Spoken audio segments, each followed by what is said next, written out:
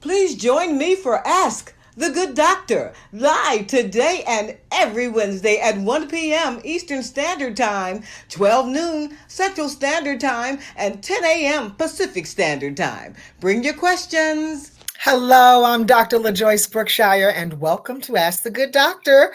We are here to help you attain, maintain, and reclaim your perfect health. So grab your Good Doctor notebook. This is going to be one for the ages today. Yes, indeed. Let's get started. I wanted to have a little conversation with you about where I've been. But first, I'd like to wish a happy, extended, and belated Mother's Day to you all. And I hope you had a beautiful day, and I hope you were able to love on your mothers, if you are fortunate enough to still have your mothers. It was the first Mother's Day for me without my mother, and that's where I have been.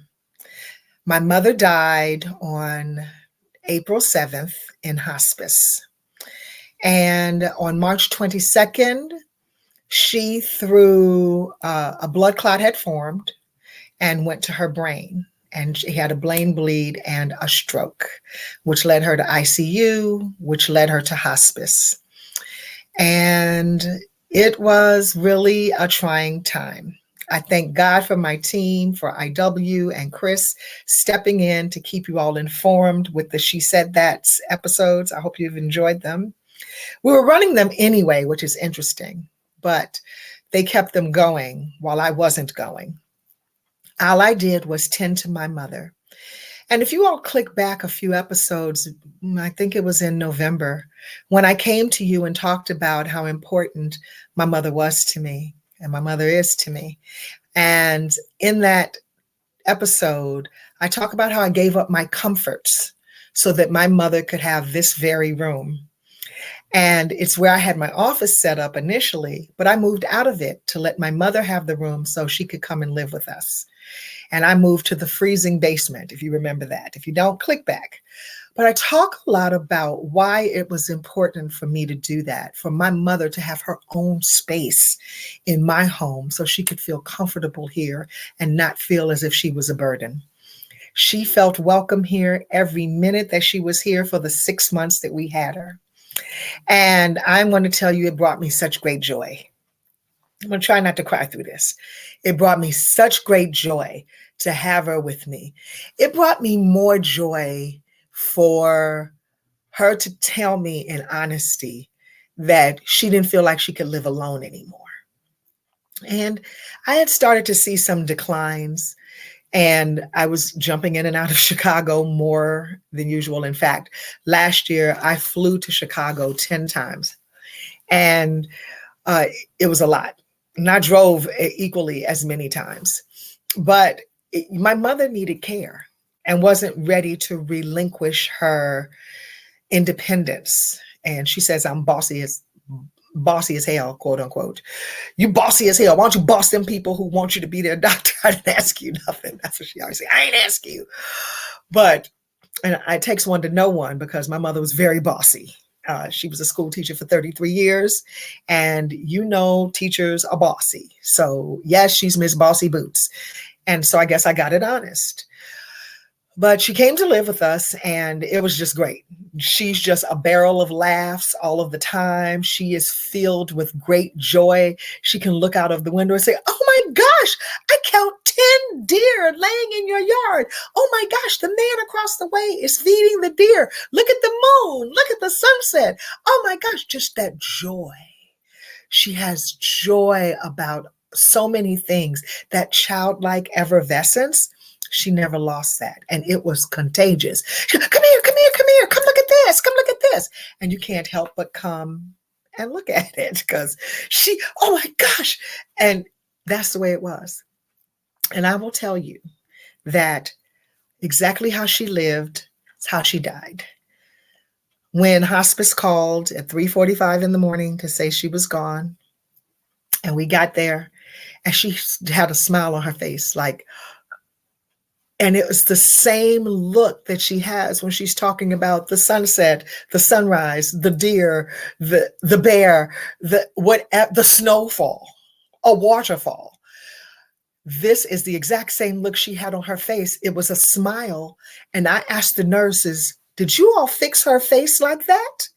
And they said, "No, we found her like that. She was like that when we went to check on her." I'm telling you all, that smile that she had on her face was the smile that I know that she used to give when she was expressing joy. So she left a final message that the promise is real, that you'll see God's face, that I'm taking his hand and I'm going on. That's the message she left for me in the smile, because I know what the smile is. And having worked as a hospice chaplain and having worked as a chaplain, I tell you that I have seen people's faces affixed in some very scary ways. I am here to tell you that I have seen families beg us to do something with their face of their dead family member because their face looks like terror struck and they're frozen like that. I'm telling you, it's nightmarish to see that.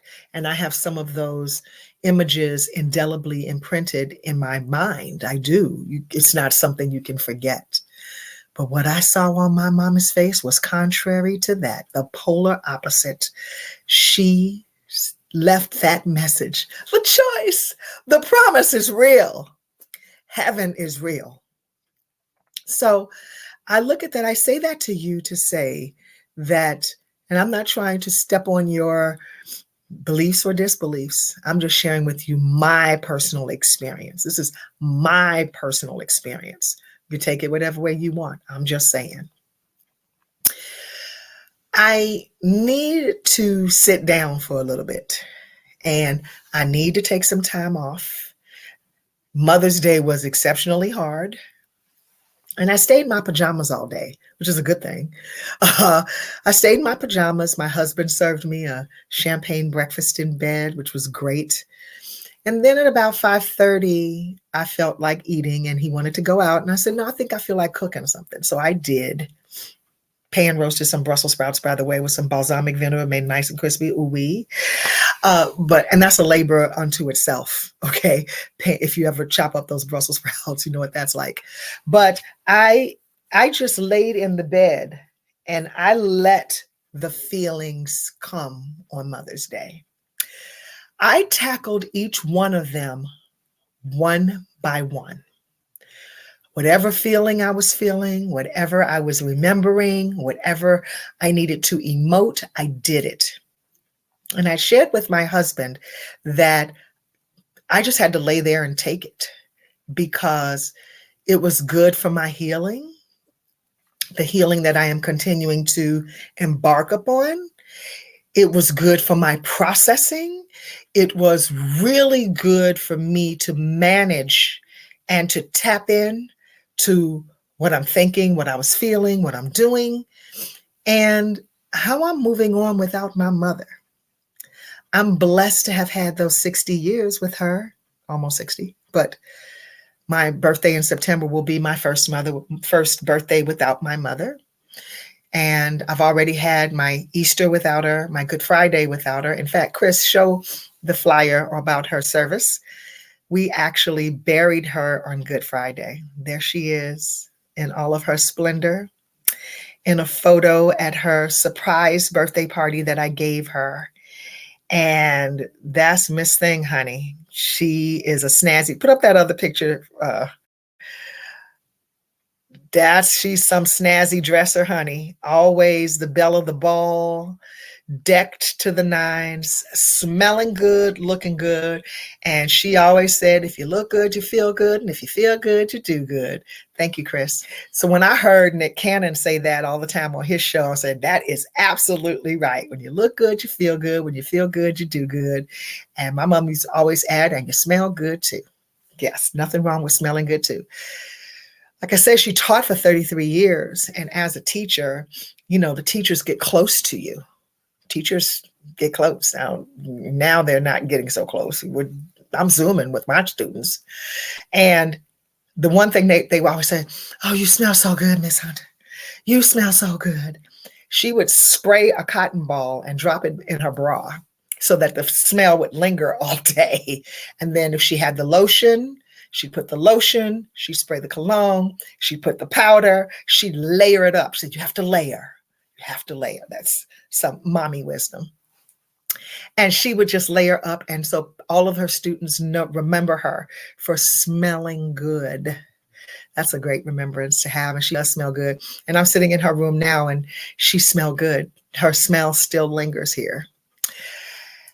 So on Mother's Day, as I let all those feelings come, I came into this room a couple of times just to smell her. Sounds weird, but I came into this room to smell my mommy so that I could get close to her and so I'm wearing her jewelry, wearing my protective stuff, but I'm also wearing, this is her favorite bracelet. She wore it every day. This is her favorite necklace. They took it off with the hospital when she had to have a CT scan. These are one of her favorite pairs of earrings. I'm not into her fragrances though, because they have junk in it. I could never get her away. I was finally peeling her away from the stuff that'll kill you. And she did fall in love with a sage and blue bonnet. And so that's what I smell in here overwhelmingly right now, because I do smell that. But I didn't even want to give her back the fragrances that she used to wear when I wasn't around, because I can't be around that kind of fragrance like that. So Mother's Day was particularly hard. And I climbed into the bed and I just let everything happen that was going to happen. All of the emotions, I needed to feel that. There's not such a thing as a negative emotion when you're in remembrance mode. It's really good to remember. It's really good to acknowledge how you feel. And this is how I believe people get into a mental health crisis. I had to really control my feelings in terms of acknowledging them. And for me, acknowledging them is the control, because I'm saying, hello, everybody, I'm not okay. I am not okay. And it's okay to not be okay. While I was preparing for the funeral, and we left the day after she died, and we were in Chicago at my mother-in-law's house, and I'm getting together the program, collecting photographs. My friends had come and I dished out assignments. Let me say this, when someone dies, and people say, if there's anything that I could do, have a list of things to do. And as people ask you if there's something I could do, let me know. Yes. And go down your list. That was very helpful for me. Another thing that was helpful for me is that my mother did a lot of pre-planning. And at 84 years old, you should have pre-planned by then. And as the way things are going now, we're hearing about young people in their 20s, 30s, 40s, and 50s dying. Everyone should pre-plan. I've even talked about that here. My mother had her plans in place, her funeral home in place.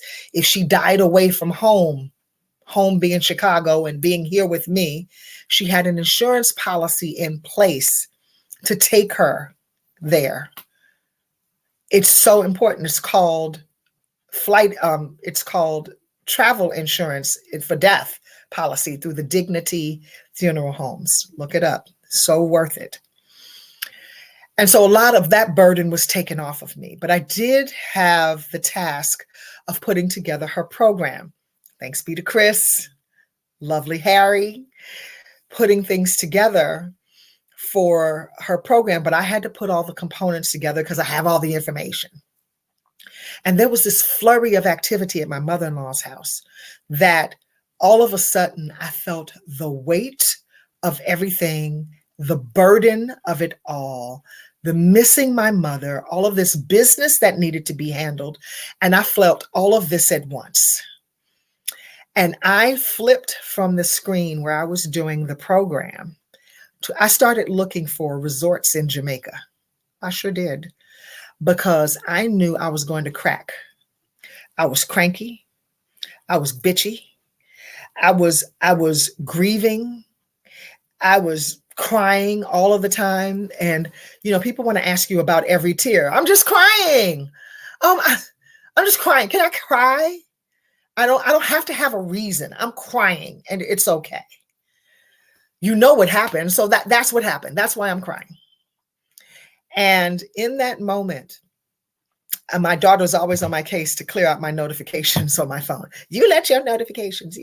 So I dropped a thing to clear out the notifications. And I see a message from Lawrence Pickney, who is a travel agent of Exquisite Travel. And he said, I know where you are with burying your mother on Good Friday. My mother died on a Good Friday, he said. I'm here if you need me. I excused myself from the table. I went to another room and I called Lawrence and I said, get me out of here. He said, okay, where do you want to go? How much do you want to spend? How many days? But he said, I'm going to send you 3 choices. And I said, Lawrence, I don't need anything where when I get there, I got to figure out where to go. He said, I'm going to make your way easy. I'm going to trust me. Every time I send you a link, click on it and pay for it. I was like, okay, that when you're at that point of surrender and you just say, okay, because I knew I had to go. I did it. I said, I clicked the link. He said, I'm sending you 3 more things. Do this, do this, do this. I did it. And fine. When I got back down to that table, I had 100 pounds lifted off of me. Why is that? Because I knew I was going to get rest. And it is the absolute first time I have ever traveled to a foreign country alone as a woman, ever. And he was right. He made my way easy. Every time I arrived somewhere, from the time I got off the plane, there was someone standing there with my name, holding up a sign with my name on it. They took my little luggage and held my hand and circumvented customs. They went through customs, but it was another line, an express line, sat me down in a little cafe, gave me drinks and fruit cups. And then the next thing was like, Miss Brookshire, your car is here. And everything was just turnkey. It was wonderful. And I laid on a beach, strategically placed between a beach, a bar, and a pool. Yes. And got myself together and went to a spa every day. Had a spa treatment every day. I want to thank all of the people who contacted me, who sent me beautiful messages, the people who sent the flowers to the church, to the point we were saying, oh, please, no more flowers, please. You have to figure out what to do with all these flowers, yes? And the people who thought it not robbery, instead of sending flowers, to do something, say, here, I'm going to send something to your Zelle, do something nice for yourself. And I said, I'm going to put this on my spa treatment. So I went to the spa every day in Jamaica, and I just let the sun hit me, the water hit me, the waves, that salt water wash over me. And in the spa where you get hands laid on you, the people who do this kind of work are gifted. Okay. Don't hesitate to let people lay hands on you. It has to be of the right spirit, though. They paired me with a woman for a massage named Joycelyn. And I said, oh, that's funny, pairing La Joyce with Joycelyn. And Joycelyn, I said, I need 55 minutes on my back. She said, you sure? I said, yes. I said, when you touch it, you'll know. And she said, oh my gosh, you're locked up here. You're locked up there. I said, I knew it. I knew it. I knew it. And she touched my lower back in my coccyx, your tailbone, y'all. It's called the coccyx. And when she pushed that, the tears started coming down my face and I started to cry. And it wasn't because of the pain. That was locked up grief. And as she moved across to the right side, I screamed out loud, I buried my mother last Friday. And I screamed it out loud. I could not control it. I buried my mother last Friday. And she said, oh my gosh, that's what I feel. And when she worked on that spot, it released a multitude, y'all, I'm telling you. And it was just locked up so tight that I'm telling you this story because grief will grab a hold of you and not let you go unless you deal with it. If you don't deal with grief, grief will deal with you. And it can lead to a mental health breakdown. It can lead to mental health distress. One of my students gave a speech today on mental health, and she said, people think it'll go away if you don't do anything to it. I'm here to tell you that's a lie. If you try to ignore it and let it go, it's a lie. You have to deal with the mental health issue. And there's my dog. But the issue is that you want to circumvent that and you want to get rest. I found that I was starting to dip into adrenal exhaustion because I had run hard for about 33 days with my mother being in the hospital, then hospice, then traveling to Chicago, the whole funeral thing. Bit 33 days straight I ran. And on that 33rd day, I was in Jamaica. And I knew it was going to be well with my soul. And the acknowledging of adrenal fatigue, that if you take a deep breath sometimes, that feels satisfying now. But when I was taking a deep breath and it was not satisfying me, when I was sleeping restlessly, when I was worried, if you're going to pray why worry, you're going to worry why pray. But sometimes you have to pray and worry, or you pray and worry, just unavoidable. And I was there. I was eating as best I could. I was eating out a lot because I was spending 8 hours a day at hospice with my mother. I held vigil with my mother, singing, praying. I even held my classes from the side of the hospice room, my mother in bed, because I wanted to spend those moments with my mother. Meaningful, very meaningful. And so now I'm going to go sit down, y'all. I'm going to go and reclaim the rest of myself. Having been stressed and locked up and tense, I re-injured an old injury from 2015. It's the one I tell you all about all the time that packed on this weight on me. And it's a torn meniscus, and that has been clap on, clap off since 2015 with pain. And finally, it clapped on last weekend, and my knee locked up and has been locked ever since. I had to go to ER, orthopedist, MRI, and I'm walking on a cane. I have to have knee surgery. And first I have to build up the strength around the knee for about 8 weeks. And then I will have surgery, which will place me in the best position for recovery of knee surgery at my age. So I've got all of these things going on. So I'm just going to get myself together. All right. Because I don't feel that I could present to you without me being at my best self. So I'm going to go sit down until September.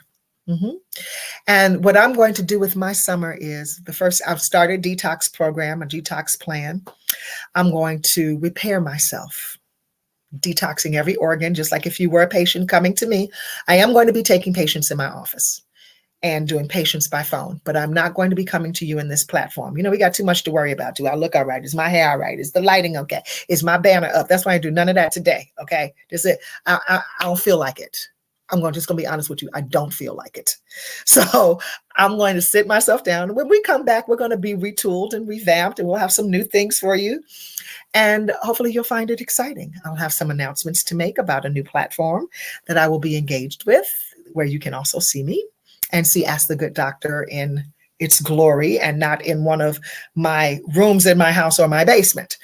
But that's what I'm going to do. I'm going to sit down. I'm going to write my thank you notes to all of the people who contacted me, sent very special words, sent notes, gifts, cards. Oh my gosh. And I was just influxed with them. And I said, you know what, LaJoyce, it could be no one contacting you. It could be that no one cared enough about your mother or you to contact you. I'm going to read books that I've stacked up to read. I'm going to go to my water aerobics class and strengthen my knee.